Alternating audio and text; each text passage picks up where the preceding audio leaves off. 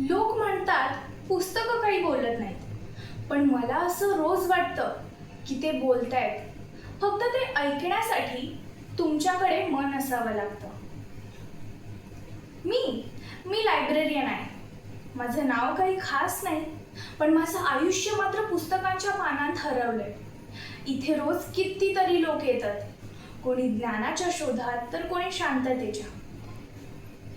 मी दोन्हीही शोधते, ज्ञानही आणि शांतताही.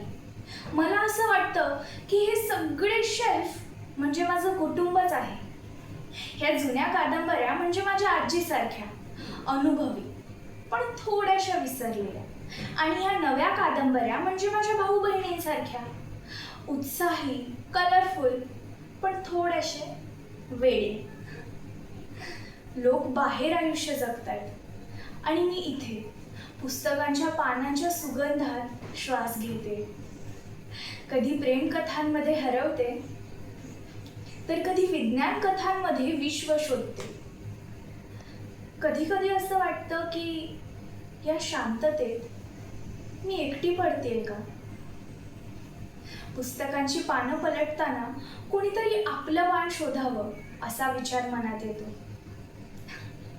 पण मी लगेच स्वतःला समजवते, प्रेम येईल तेव्हा येईल.